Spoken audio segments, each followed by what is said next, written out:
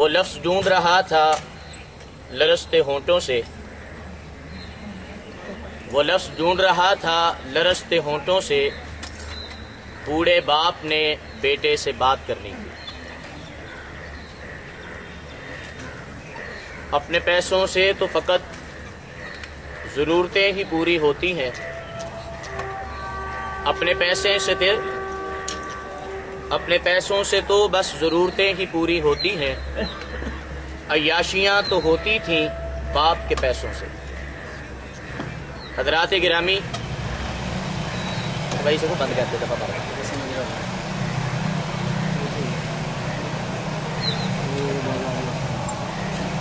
موجودہ دور کا ہر نوجوان اور انسان اس بات کی شدید خواہش رکھتا ہے کہ اس کی زندگی کا جو مرحلہ اس کی زندگی میں شامل ہو، داخل ہو،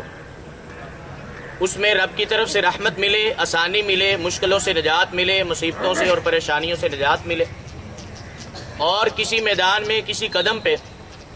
کوئی مصیبت، مشکل، پریشانی آ بھی جائے تو اس آسانی کو جھیلنے کی ہمت اور اس مشکل سے نکلنے کے اسباب پیدا ہو جائے۔ اس کے لیے انسان بڑے مختلف ذرائع اختیار کرتا ہے، طریقے اختیار کرتا ہے۔ اللہ رب العزت نے ایسے انسان کے سامنے کہ جو چاہتا ہے اس کی زندگی کے تمام مراحل آسانی سے طے ہوتے جائیں، مشکلوں سے نکلتے جائیں، مصیبتوں سے بچتے ہوئے چلے جائیں، اور جو ہدف اور ٹارگٹ اس نے اپنے ذہن میں بٹھا رکھا ہے اس کو وہ پا لے اور حاصل کر لے اور اپنی منزل تک اچھے انداز کے ساتھ پہنچ جائے،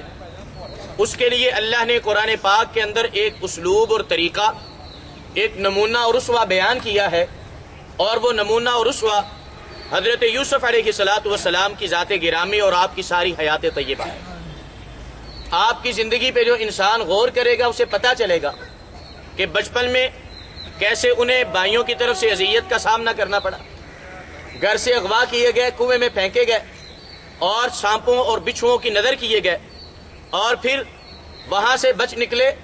تو پھر انہیں ایک انجان قافلے کے ہاتھوں بیچ دیا گیا، اور پھر وہاں سے بکتے ہوئے مصر کے بازار میں غلاموں کی منڈی کے اندر آ کر بکے۔ غلاموں کی منڈی سے نکلے تو اسے خرید کر گھر کا نوکر انہیں بنا لیا گیا۔ گھر کی نوکرانی اور نوکر کی زندگی، ایک مصیبت اور مشکل بری زندگی جو وہ گزار رہے تھے، اس میں پھر ان کی عزت پر اور ان کے کردار پر طرح طرح کے ہتھ کنڈوں کے ساتھ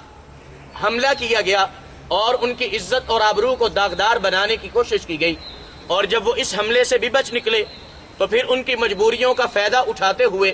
اور ان کی غربت اور ان کے انجان ہونے کا فائدہ اٹھاتے ہوئے انہیں قید اور جو ہے جیل کی سختیوں کے اندر پھینک دیا گیا۔ لیکن یہ سارے مراحل جیسے جیسے آتے گئے ویسے ویسے اللہ کی طرف سے اسباب بنتے گئے کہ ہر مشکل حل ہوتی گئی، ہر مصیبت دور ہوتی گئی، ہر الجھن سلجھن میں بدلتی گئی، اور ہر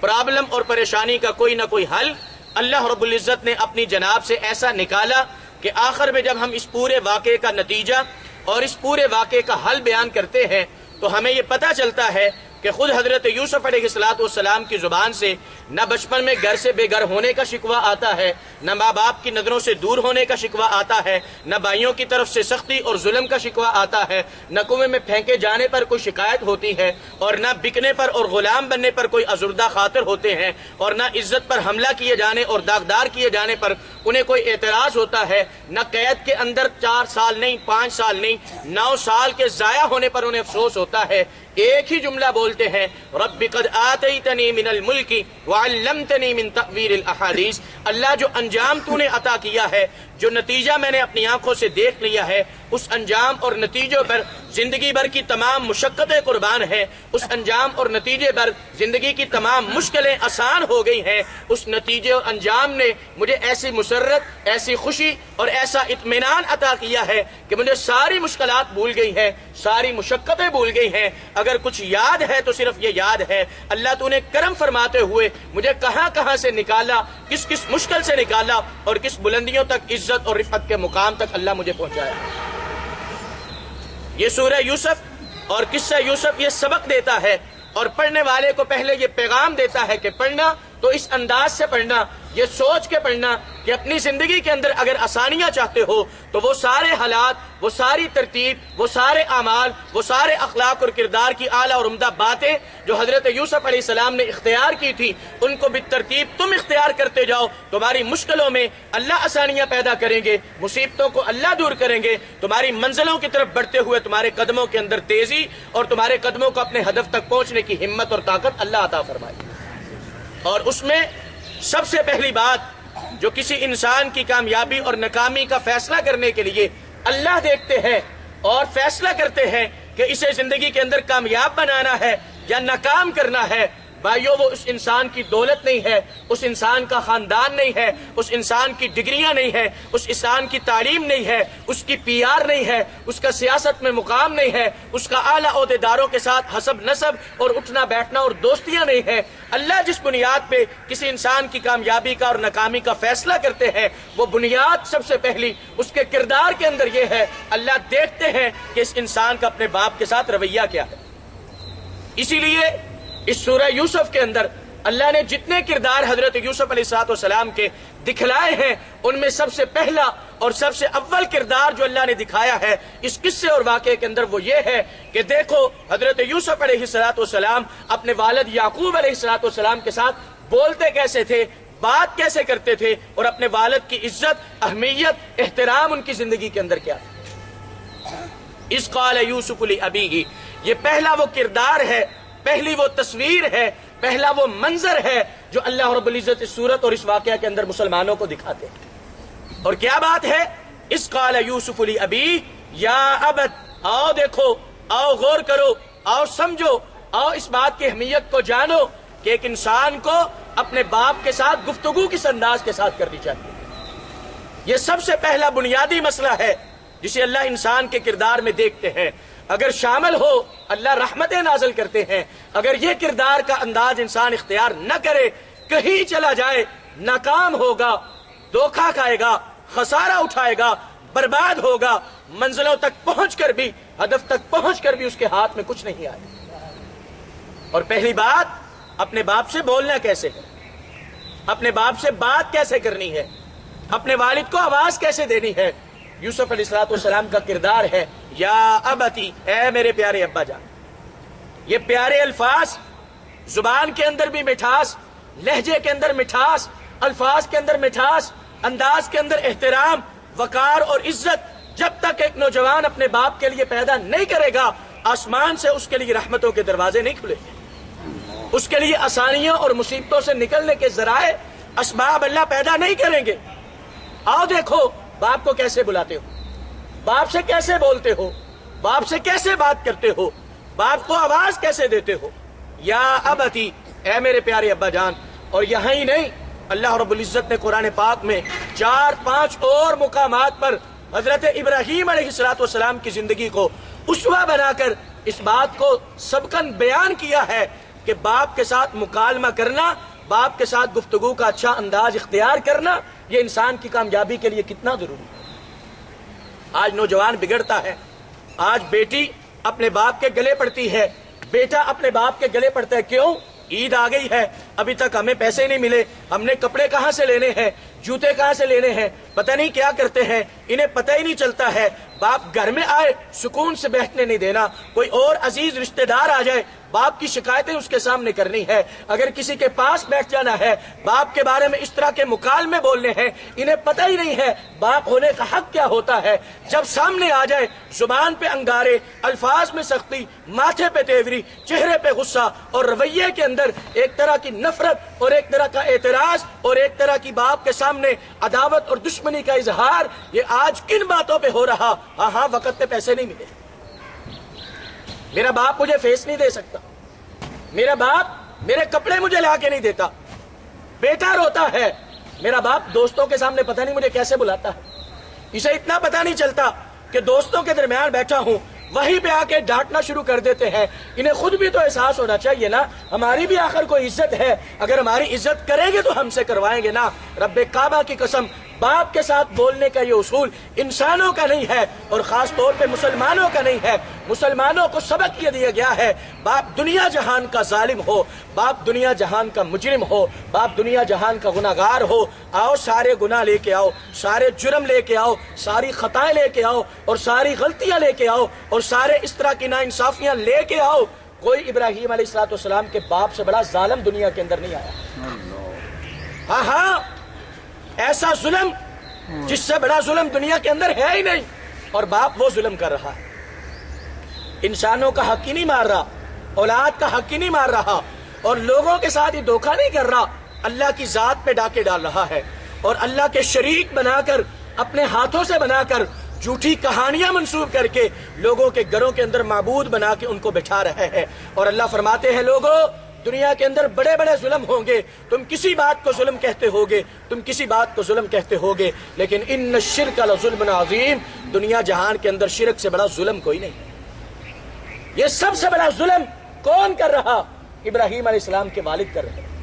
لیکن اتنا بڑا ظلم ہونے کے باوجود ابراہیم علیہ السلام کو یہ اجازت نہیں کہ اے ابراہیم اپنے مشرک باپ کو, اپنے مجرم باپ کو, اپنے ظالم باپ کو, اپنے کافر باپ کو, اپنے گناہگار باپ کو تم مجرم ہی کہہ کے پکار لو. جب بھی پکارنا ہے, جب بھی بلانا ہے, جب بھی آواز دینی ہے, چاہے مشرک ہے, چاہے رب کا باغی ہے, چاہے رب کی عزت پہ ڈاکے ڈالنے والا ہے, لیکن جب پکارنا ہے یا ابتی کے پیارے احترام اور عزت والے الفاظ کے ساتھ پکارنا ہے. یہ ایک باپ کا اس کی اولاد پہ پہلا حق ہے.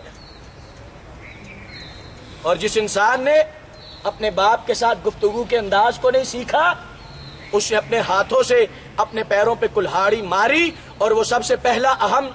سبب اور زینہ جو اس کی ترقی کی طرف اسے لے جا سکتا تھا, اس نے اپنے ہاتھوں سے اس کو توڑ کے رکھ دیا. یہ پیغام ہے یا ابتی, اپنی گفتگو کا انداز اپنے باپ کے ساتھ ٹھیک کرو, اللہ پہلے یہ دیکھتے. اور دوسری بات جو ایک اولاد کے لیے عملی طور پر باپ کی عزت اور اس کے احترام کو ملحوظ خاطر رکھنے کے لیے اور اس کی عملی طور پر عزت کرنے کے لیے ضروری ہے, وہ دوسری بات یہ ہے کہ دنیا میں بڑے رشتے آئیں گے, بڑے ساتھ آئیں گے, بڑی دوستیاں جڑیں گی, بڑے تعلقات بنیں گے, اعلیٰ لوگوں کے ساتھ, اچھے لوگوں کے ساتھ, اونچے لوگوں کے ساتھ, تعلیم یافتہ لوگوں کے ساتھ, دولت مندوں کے ساتھ, خیر خواہوں کے ساتھ, شہرت والوں کے ساتھ, عزت والوں کے ساتھ, نام اور نبوت والوں کے ساتھ, کاروباریوں کے ساتھ, تاجروں کے ساتھ, وزراء کے ساتھ, صدور کے ساتھ. لیکن یاد رکھنا دنیا کے اندر جتنا خیر خواہ تمہیں اپنا باپ ملے گا, اتنا خیر خواہ دنیا کے اندر کوئی رشتہ تمہیں نہیں ملے گا. آج ایک نوجوان کاروبار کرنا چاہے مشورے باہر جا کے کرتا ہے. نوجوان کو سسرال اچھا مل جائے, باپ کو کبھی پوچھتا نہیں ہے کہ باپ سے بات کیسے کرنی ہے. لیکن قرآن سبق دیتا ہے یا ابتی انی رأیت احد عشر کوکبا, اے انسان اگر تجھ پہ یہ چیز لازم ہے, فرض ہے کہ سب سے پہلے مشورہ کرنا ہے کسی معاملے کے اندر, تو اپنے باپ کے سامنے آ کے بات کر, اپنے باپ سے مشورہ کر, اپنے مسائل اپنے باپ کے سامنے رکھ. دوست بھی پیچھے, رشتہ دار بھی پیچھے, عزیز بھی پیچھے, قرابت والے بھی پیچھے, تعلقات والے بھی پیچھے, سیاست بھی پیچھے, تجارت بھی پیچھے, خاندان بھی پیچھے, سب سے آگے رکھ, سب سے مقدم رکھ تو اپنے باپ کو رکھ. اور آج کا نوجوان کیا کہتا ہے؟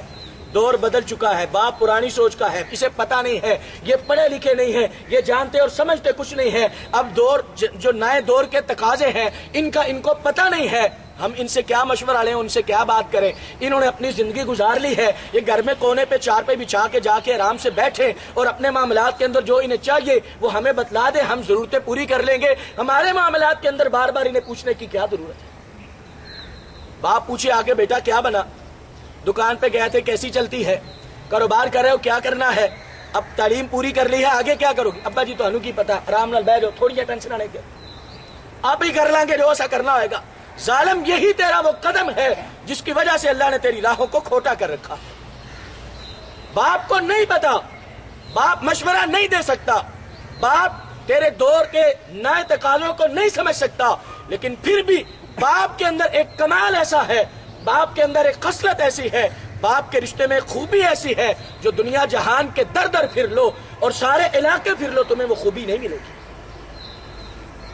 باپ کے اندر وہ خصلت کیا ہے؟ باپ سے بڑا ناصح، باپ سے بڑا اچھا خیر خواہ، باپ سے اچھا مشیر تمہیں کہیں نہیں ملے گا۔ سارے اپنا مفاد رکھیں گے، اگر کوئی نہیں رکھے گا تو باپ نہیں رکھے گا۔ اور دوسری بات، اگر باپ کوئی مشورہ نہیں دے سکے گا نا، باپ کوئی اچھی بات نہیں بتا سکے گا، باپ کوئی تمہیں نئے معاملے کے اندر کوئی قدم اٹھانے کے لیے کوئی اعلیٰ قسم کا مشورہ نہیں دے سکے گا، تو کم سے کم باپ دامن اٹھا کر ہاتھ پھیلا کر رب کے حضور التجا تو کرے گا، اور ایسی التجا کہ جس کے بارے میں رسول اللہ کا فرمان ہے کہ ایک باپ جب اپنی جولی پھیلا کر اپنے ہاتھ رب کے سامنے اٹھاتا ہے اور اولاد کے حق میں دعا کرتا ہے، اللہ رب العزت اس باپ کی اپنے اولاد کے حق میں کی گئی دعا کو رد نہیں فرماتے۔ اور مشورہ نہ کر دعا ہی لینے کے لیے آ جا۔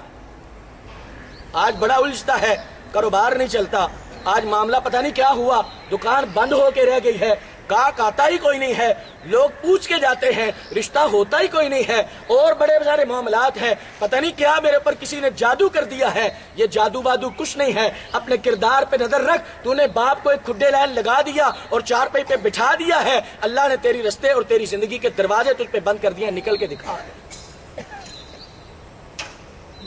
اور اس کے ساتھ اگر یہ معاملہ جوڑو کہ نبی پاک صلی اللہ علیہ وسلم نے فرمایا تھا، لوگو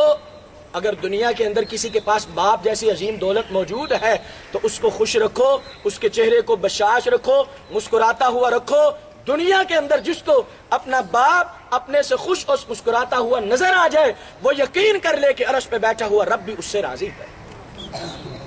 عرش پہ بیٹھا ہوا رب بھی راضی ہے۔ اپنے باپ سے مشورہ کر، اس کے دل کو سکون دینے کے لیے اپنے باپ کے پاس آ کے بیٹھ، اپنے معاملات کو ڈسکس کر، اس کے دل کو خوشی ہو، تراوٹ ملے، سکون ملے، اطمینان ملے، وہ راضی ہو، خوش ہو۔ ادھر وہ خوش ہوگا، ادھر آسمان پہ عرش پہ مستوی رب تجھ سے خوش ہو جائے گا۔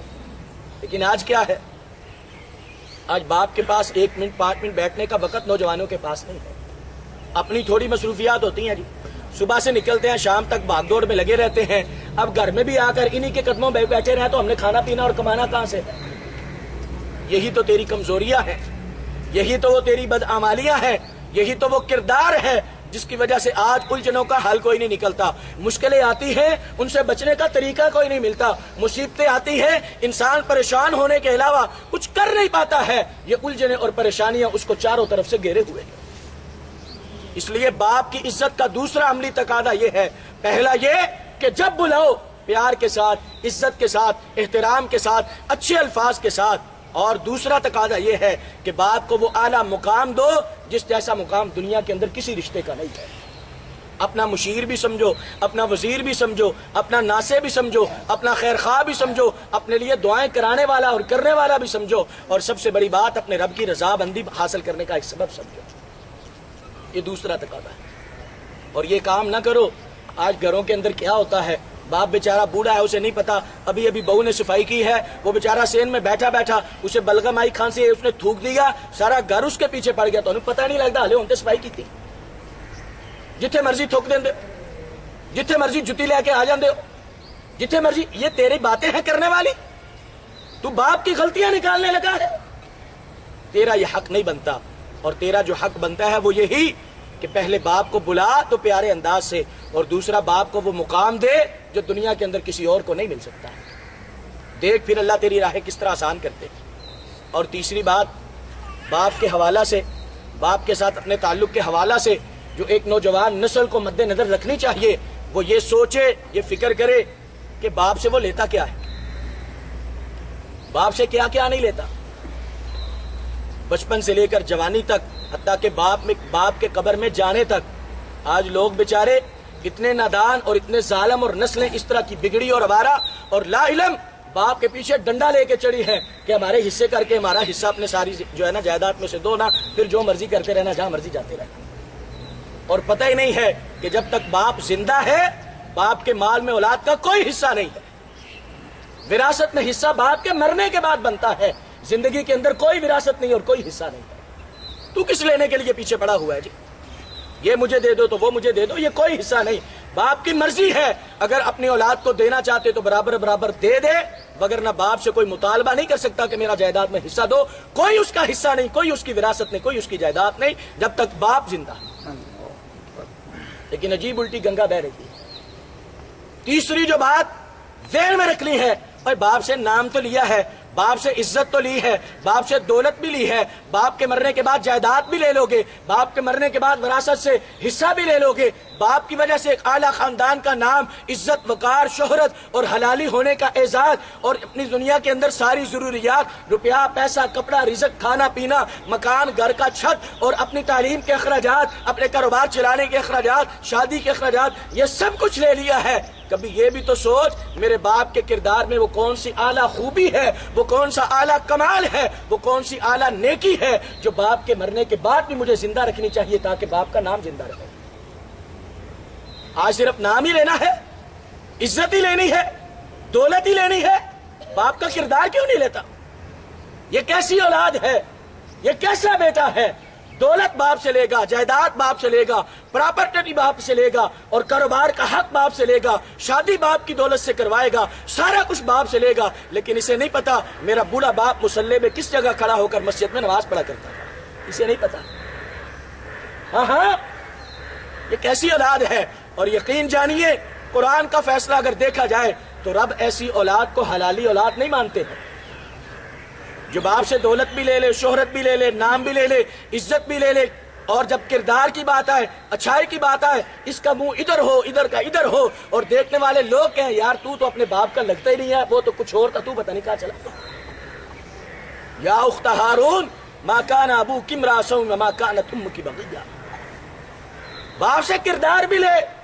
اور جو اپنے باپ سے اس کا اچھا کردار، اس کی اچھائیاں نہیں لے سکتا، آؤ قرآن کا فیصلہ اٹھا کے دیکھ تو حضرت نوح علیہ السلام کو اللہ نے کہا تھا، نوح علیہ السلام کہہ رہے تھے اللہ میرا بیٹا ہے، سامنے غرق ہو رہا ہے، فرمایا نسل بھی تیری ہے، اس نے تجھ سے نام لیا ہے، خاندان لیا ہے، دولت لی ہے، بچپن سے لے کر جوانی تک کے سارے رزق کے اسباب اور پہننے کے لیے کپڑا، گھر کی چھت، یہ سب کچھ لیا ہے، لیکن اے نوح علیہ السلام یہ آپ سے ایمان نہیں لے سکا، اچھائیاں نہیں لے سکا، کردار نہیں لے سکا، انہو لیس من اہلک، ہمارے کاغذوں کے اندر اس کا آپ کے خاندان سے کوئی تعلق نہیں، یہ آپ کی نسل اور آپ کا خاندان ہی نہیں۔ اگر اپنے باپ کا حلالی بیٹا کہلانا ہے،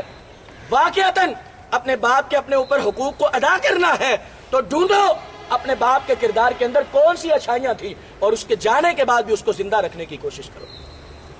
اور آج پتہ ہے نا یہ نوجوان بیچارے جاتے ہیں، گھر سے کھیلنے کے لیے گیا ہے، کرکٹ کھیلنے کے لیے گیا ہے، واپس آیا تو آنکھ پہ ہاتھ رکھا، ماں پوچھتی ہے بیٹا کیا ہوا؟ کھیلتے کھیلتے گیند آنکھ پہ لگی، آنکھ ضائع ہو گئی ہے۔ بچہ گھر سے موٹر سائیکل لے کے نکلا ہے، اور باہر جب واپس آتا ہے تو کندھوں پہ اٹھا کے لوگ چھوڑ کے جاتے ہیں، پوچھا کیا ہوا؟ موٹر سائیکل پہ جا رہا تھا، آگے سے گاڑی آ گئی، ٹکر لگ گئی، اس کی ٹانگیں ٹوٹ گئی ہیں۔ اور اس طرح کے بیٹے جاتے ہیں، جوان جاتے ہیں، نہروں پہ نہانے جاتے ہیں، میت گھر میں واپس آتی ہے، وہ پوچھتے ہیں کیا ہوا؟ نہا رہا تھا، پتہ نہیں کیا ہوا، سارے ہی وہاں تھے، یہ اچانک ڈوب گیا۔ یہ اس طرح کی موت جس کو لوگ حرام موت کہتے ہیں، اور ایسی موت جس پر افسوس جتنا بھی کیا جائے کم نہیں ہوتا۔ ذرا نوجوانوں غور کرو، پتہ ہے یہ ٹانگیں کیوں ٹوٹتی ہیں؟ یہ اس طرح آنکھیں ضائع کیوں ہوتی ہیں؟ یہ ڈور گلے پہ ڈور پتنگ کی کیوں پھرتی ہے؟ یہ جو ہے نا اونچی چھتوں سے بچے کیوں گرتے ہیں؟ یہ کبھی کبھی ان کے اسباب پہ بھی غور کیا کرو، اور ان میں ایک سب سے بڑا سبب کیا ہے؟ وہ حضرت موسیٰ اور خضر علیہ السلام کا واقعہ، اور سورہ کہف کے اندر وہ بیان جس میں حضرت موسیٰ اور خضر جا رہے تھے اور بچے کھیل رہے تھے، حضرت خضر نے ایک بچے کو پکڑا اور چھری لے کر اس کی گردن کو ذبح کر دیا۔ حضرت موسیٰ نے پوچھا علیہ السلام ادھر کیوں کی بات ذبح کیا ہے؟ فرمایا بتاؤں گا، اور جب بتایا تو کیا بتایا؟ اما الغلام فکان ابواہ مؤمنین فخشینا ان یرہقہما طغیانا وکفرا، یہ جو بچہ ہم نے قتل کر ڈالا ہے، جس بچے کو اس کے بچپن میں مار ڈالا ہے، اس سے اس کی سانسیں چھین لی ہے، اس کی وجہ یہ تھی کہ اس کے ماں باپ تو نیک تھے، یہ اوروں کے بیٹھ گیا تھا، اس کا ماں باپ کی طرح کا کردار نہیں تھا، یہ اپنے ماں باپ کو سکون دینے والا نہیں تھا، یہ اپنے ماں باپ کی اچھائیوں کو اپنانے والا نہیں تھا۔ اللہ نے سمجھا بہتر یہ ہے کہ ایسے بچے کو دنیا میں رکھنے کی بجائے اسے دنیا سے ویسے ہی اٹھا دیا جائے، وہ دنیا میں رہنے کے قابل ہی نہیں ہے۔ وہ بچہ، وہ اولاد جو اپنے ماں باپ سے اچھے کردار کو نہیں لیتی، رب کا فیصلہ ہے وہ دنیا میں رہنے کے قابل نہیں ہے۔ ٹانگیں اس لیے ٹوٹتی ہیں، گلے اس لیے کٹتے ہیں، بازو اس لیے ٹوٹتے ہیں، آنکھیں اس لیے ضائع ہوتی ہیں، نہاتا ہوا بچہ ڈوب اکثر اس لیے جاتا ہے کہ وہ باپ کوئی اور کام کرتا ہے، بیٹا کوئی اور کام کرتا ہے۔ اور ایک اور واقعہ لے کر اس مثال کو واضح طور پہ سمجھے۔ سورہ قلم کا واقعہ جس میں اللہ بیان فرماتے ہیں چند نوجوان تھے، اکٹھے ہو کے گئے کہ ہم نے باغ کا سارا پھل رات کی تاریکی اور اندھیرے میں اٹھا کے لے آنا ہے، کسی غریب اور مسکین کے ہاتھ نہیں لگنے دینا۔ اور پتہ کیا تھا؟ وہ باغ تھا جس کو ایک بوڑھا سینچا کرتا تھا، اور ایسا سخی تھا کہ اپنے باغ میں 3 حصے کر کے ایک حصہ اللہ کی راہ پہ دیتا، ایک اپنے گھر میں لے کے جاتا، ایک آگے آنے والے وقت کے لیے محفوظ کر کے رکھتا بیج بنا کے۔ اور باپ کے آنے کے بعد باپ کی ساری زندگی اولاد یہ دیکھتی رہی اور کڑتی رہی، ہماری کوٹھیاں نہیں ہیں، ہمارے مکان نہیں ہیں، ہماری گاڑیاں نہیں ہیں، ہمارا بنگلہ نہیں ہے، اچھا لباس نہیں ہے، ہمارے پاس زیور نہیں ہے۔ باپ کو سخاوت کی پڑی رہتی ہے، باپ نیکیاں کمانے کے پیچھے لگتا ہے، دنیا داری کا پتہ ہی نہیں ہے۔ آج ہمیں موقع ملا ہے، باپ دنیا سے چلا گیا ہے، آج مال ہمارے ہاتھ میں ہے۔ وہ باپ تو معاذ اللہ بے وقوف تھا، وہ تو جاہل تھا، وہ تو نادان تھا، اسے پتہ ہی نہیں تھا دنیا کیسے کماتے ہیں، دنیا میں نام کیسے بناتے ہیں۔ ہم نے کسی مسکین کو آنے نہیں دینا، ہم نے باپ کے کردار کو آگے نہیں چلانا۔ وہ جو باپ بے وقوفی کرتا تھا ہم نے نہیں کر دی۔ آؤ انغدوا علی حرثکم ان کنتم صارمین فانطلقوا وهم يتخافتون الا يدخلنها اليوم عليكم مسکین۔ وہ جو باپ کے پیچھے پیچھے آ جاتے تھے نا، آج ان کو پتہ ہی نہیں لگنا چاہیے کہ ہم جا کے پھال سارا لے بھی آئیں گے۔ رب نے کہا تم باپ کی روش کو چھوڑ کر اپنے طریقے چلنے لگے ہو، چلو ہاں ذرا۔ یہ پھر چلے اور باغ ڈھونڈتے رہے، کبھی ادھر دیکھیں کبھی ادھر دیکھیں، کبھی ادھر تلاش کریں کبھی ادھر نظر ڈالیں، لیکن رب نے آسمان سے تیز ہوا چلا کر باغ کو ملیا میٹ کر کے اور سیدھا صاف چٹیل میدان بنا کے رکھا۔ اور تم وہ ہو جو باپ سے صرف دولت لینا چاہتے ہو، باپ سے صرف شہرت لینا چاہتے ہو، باپ کی اچھائیاں نہیں لے سکتے۔ جاؤ، رب کے لیے تمہارے پاس کوئی رحمت بھی نہیں ہے، کوئی آسانی بھی نہیں ہے، کوئی مشکلوں سے نکلنے کا راستہ بھی نہیں ہے۔ تم اسی قابل ہو تمہارے ہاتھوں کے وسائل چھین لیے جائے، تم اسی قابل ہو تمہارے چلتے کاروبار روک دیے جائیں، تم اسی قابل ہو تمہارے خزانے منجمد کر دیے جائیں، تم اسی قابل ہو تمہاری ڈگریاں آگ میں جا کر جلا ڈالی جائے، تم اسی قابل ہو ہاتھوں میں دتھے ڈگریوں کے پکڑے پھرتے رہو، بھاگتے رہو، کسی نوکری کے لیے کسی دفتر کا اور ملازمت کے لیے کسی دفتر کا دروازہ تمہارے لیے نہ کھولتا ہے۔ تم اسی قابل ہو۔ کیوں؟ کہ باپ سے صرف نام لیا ہے، دولت لی ہے، عزت لی ہے، خاندان لیا ہے، زندگی بھر کی ضروریات لی ہے، اچھا کردار کوئی نہیں لیا۔ اور حضرت یوسف علیہ السلام کے کردار کے اندر یہی وہ خوبی تھی اور جسے اللہ نے نعمت قرار دیا ہے۔ یقین جانے جس اولاد کو اپنے والدین کے، اپنے باپ کے مرنے کے بعد اس کے کردار کو زندہ رکھنے کی سعادت مل جائے، وہ سمجھ لے کہ اللہ رب العزت کا اس پر بڑا انعام ہے اور بہت بڑا فضل ہے۔ قرآن میں اللہ نے حضرت یوسف علیہ السلام کو یہی کہا، حضرت یعقوب علیہ السلام کی زبان نے یہی سمجھایا، وَكَذَلِكَ يَجْتَبِيكَ رَبُّكَ وَيُعَلِّمُكَ مِن تَأْوِيلِ الْأَحَادِيثِ وَيُتِمُّ نِعْمَتَهُ عَلَيْكَ وَعَلَىٰ آلِ يَعْقُوبَ كَمَا أَتَمَّهَا عَلَىٰ أَبَوَيْكَ۔ اے یوسف، وہی کام کرنا ہے جو باپ یعقوب کرتا رہا، ان کا باپ ابراہیم کرتا رہا، اور یہ کام اس کا کرنا یہ اللہ کا تم پر انعام ہے، احسان ہے کہ اپنے باپ کی روش کو زندہ رکھنے کی توفیق اللہ تمہیں عطا فرما دے۔ اور جو یہ نہیں کرتا اپنے باپ کی نسل سے حلالی ہونے کا حق ادا نہیں کرتا، جو یہ نہیں کرتا زندہ دنیا کے اندر رہنے کا حق نہیں رکھتا ہے، اور جو اپنے باپ کا کردار کو زندہ نہیں رکھ سکتا ہے، اس بندے کے لیے اللہ رب العزت وسائل، اسباب، اضافہ ان میں برکت نہیں کرتے، بلکہ ہاتھوں میں موجود وسائل کو اللہ چھین لیتے ہیں اور ختم کر دیتے ہیں۔ آؤ، جب ملازمتیں نہ ملیں، جب ڈگریاں بھی ہو اور جب محنت بھی ہو اور جب رات دن کی کوشش بھی ہو، لیکن اچھے نمبر نہ ملے، تو کبھی یہ سوچ لیا کرو باپ راضی ہے گھر میں، باپ خوش ہے، باپ کے زندہ نام کو، اس کے نام کو زندہ رکھنے کے لیے اس کا کردار اپنایا ہے، یہ سوچا کرو۔ اور چوتھی بات اور آخری بات باپ کی عزت کے عملی تقاضوں میں شامل ہے، یاد کرو ذرا اس وقت کو جب ہم چھوٹے تھے، جب ہم بچے تھے، زبان سے اُوہاں کے علاوہ کچھ نہیں کرتے تھے، کچھ نہیں بولتے تھے، ہاتھوں کے اشارے ہوتے تھے یا اٹھتی ہوئی نظریں ہوتی تھی، باپ دور سے سمجھ لیتا تھا میرا بیٹا فلاں چیز کو غور سے تک رہا، اس بیٹے کو یہ چیز چاہیے ہوگی، باپ فوراً جاتا وہ چیز لا کے بیٹے کے ہاتھ میں تھماتا، بیٹا خوشی سے کلکاریاں مارتا۔ اور آج باپ مانگے بھی تو کوئی کچھ کرنے کے لیے تیار ہے؟ باپ کے باپ ہونے کا حق یہ ہے، اس کی عزت کا تقاضا یہ ہے کہ اس کی خاموش زبان سے اس کے دل کی آرزو کو سمجھ لو کہ باپ تم سے چاہتا کیا ہے، باپ تم سے چاہتا کیا ہے۔ کیا اس نے نہیں سمجھا کہ سارے بچپن کے اندر باپ نے ایسے حالات اور ایسی مثالیں قائم نہیں کی کہ بیٹے نے زبان سے کچھ نہیں کہا، باپ کو پتا تھا میرا بیٹا یہ چاہتا ہے اور باپ لے کے آیا۔ آج باپ بوڑھا ہو گیا ہے، وہ تمہارے سامنے ہاتھ پھیلائے، وہ تمہارے سامنے جولی پھیلائے، وہ تمہاری منتیں کرے، وہ تمہارے چکر لگائے، وہ تمہیں بار بار یاد کروائے، بیٹا میری اینک ٹوٹ گئی ہے شیشہ ڈلوا کے لا دو، بیٹا جوتا ٹوٹ گیا ہے جوتا نیا لا دو، بیٹا لباس پرانا اور پیبند لگا پہنا ہے نیا لباس لا دو۔ باپ تمہیں آ کے زبان سے کہے، تمہیں ڈوب کے مر جانا چاہیے۔ ایسی اولاد ہونے سے پہلے بہتر یہ ہے کہ وہ بندہ بے اولاد رہتا، جس اولاد کے سامنے باپ کو ہاتھ پھیلانا پڑے، جس اولاد کے سامنے باپ کو اپنی ضرورت کے لیے زبان سے کچھ کہنا پڑے، جس اولاد کے سامنے باپ کو اپنی حاجت بول کے پیش کرنی پائیے، اس اولاد کو دنیا کے اندر رہنے کا کوئی حق نہیں ہے۔ نبی پاک صلی اللہ علیہ وسلم کے پاس ایک بندہ، ایک نوجوان اپنے باپ کی شکایت لے کے آیا، اپنے باپ کی شکایت لے کے آیا، میرا باپ میرے سے پوچھتا ہے نہیں ہے، جو میں کما کے لاتا ہوں جتنا مرضی جب مرضی اٹھا کے لے کے چلا جاتا ہے، میرے باپ کو سمجھائے۔ بیٹے نے کیا کہا، باپ کو مجھے پوچھنا چاہیے، میرا مال ہے، مجھے بتانا چاہیے، مجھ سے کہنا چاہیے، مال میرا ہے، محنت میری ہے۔ خاموشی سے جب آتا ہے، جس وقت آتا ہے، جتنا چاہتا ہے اٹھا کے لے جاتا ہے۔ اللہ کے نبی باپ کو سمجھائیں گا، تو میں جاؤ اپنے باپ کو لے کے آؤ۔ خوشی خوشی گیا، دوڑا دوڑا گیا، باپ کو لے کے آیا۔ اللہ کے پیغمبر صلی اللہ علیہ وسلم نے سارا معاملہ سنا، بیٹے کا ہاتھ پکڑا، بیٹے کا ہاتھ، باپ کو نہیں کہا، بیٹے کا ہاتھ پکڑا، باپ کے سامنے کھڑا کیا اور کہا انت ومالک لابیک، اور بدبخت تو کہتا ہے تیرا باپ تجھ سے پوچھے، تجھ سے مانگے، تجھ سے سوال کرے؟ خبردار، اس اصول کو ہمیشہ یاد رکھنا، دنیا کے اندر جتنا بھی کما لے، باپ چاہے تیرا غریب ہے، کمائی ساری تیری ہے، لیکن نام اس پہ بھی باپ کا ہی لگے گا۔ تو بھی، تیری ساری محنتیں بھی، تیری ساری کوششیں بھی اور تیری ساری دولت بھی تیرے اپنے باپ کی ہے۔ جب چاہے، جس وقت چاہے، جتنا چاہے، جس طرح چاہے، جہاں چاہے، بغیر پوچھے تیرا باپ اس میں سے خرچ کر سکتا ہے اور تجھے اف کرنے کا بھی حق نہیں۔ یہ چار باتیں اپنے کردار کے اندر شامل کر لے،